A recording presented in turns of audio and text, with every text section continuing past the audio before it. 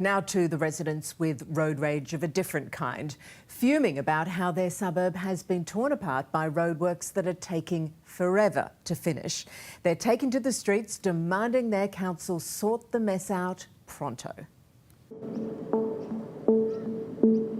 It's like a war zone. It's not just an eyesore, but it is actually damaging people's property. This is basically silica dust. It's on our clothes, in our cars, in our houses. The traffic's getting beyond a joke. The dirt, the dust, yeah, it's unbearable. As far as Akayla Orr's concerned, she's living in a hellhole. And it's unsightly, it's so ugly to look at, and I've got 3 on my property.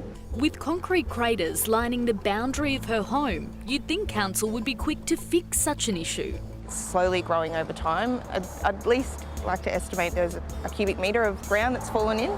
Trouble is, you're looking at council-commissioned work. How would you describe the conditions you and your family are being forced to live in? They're disgusting. The silica dirt that comes out of the road base is gross.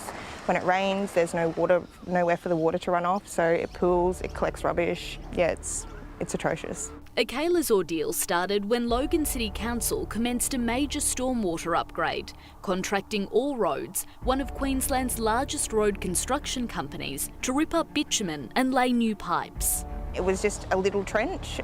They put down road base, and it was about a ½ metre either side of the new infrastructure. When the project started back in January 2023, residents were told it would be completed by the end of the year. So you can imagine their shock when workers up and left one day, never to return, leaving their suburban streets in ruins. And nobody wants to deal with it or address it until, 1, it hits the fence line, or 2, somebody's injured or hurt. There's people that have had bad tyres, their suspensions have been done.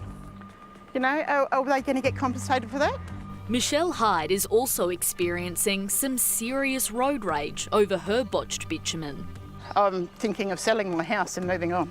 It's gotten that bad for you? It's gotten that bad. Workers downed tools in December last year before All Roads went into voluntary administration in March. And we know that it has disrupted people's lifestyles, and no one wants to see dusty roads, cut up streets and temporary fencing controlling intersections. Newly elected Logan City Mayor John Raven. We've gone out to tender, we've identified a shortlist, and we're hoping that we can get someone on site by the end of June. In the meantime, council is now placing its own crews on site to make it safe. It's also undertaking regular watering to reduce dust, but is stopping short of reopening existing road closures. Is it fair that residents are forced to live with this? No, it's not fair, and we know that residents have been very patient, but this isn't good enough. What I want to see is to have this project completely finished by the end of this year. Residents telling A Current Affair these measures simply aren't good enough. We mainly try and stay inside because the dust, as you can see from our cars, we're constantly washing them because the dust is probably about that thick. Emergency departments can't get through there because it's blocked off. Leo McClellan is also experiencing access issues. Yeah, I can't park my trailer in my yard because it's too hard to navigate in there. So I've got to lock my trailer up to the fence here where anyone can steal it, nice and easy. What concerns him most, though, is a possible health hazard. Yeah, Australia's banning the cutting of stone because it's killing people with their lungs. Yeah, we've got to breathe it in for months and months and months. While some locals, like Nate Hammond, have been trying to give council the benefit of the doubt, he says he's now losing faith. We keep getting told, yes, it will be, but we got told a year ago that it was going to be done before Christmas. So what are we to expect now? We just don't know, and that is the biggest problem. That raises people's anxiety, and that is not healthy. Has council let you down? Oh yeah, definitely.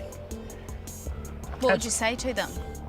Fix Seriously, it's a danger to everybody. Do your job. I pay rates. A lot of people around here are in heartache. Get it done. The new mayor has been left carrying the can on this one, but has promised to get to the bottom of the delays and report back in a town meeting next month.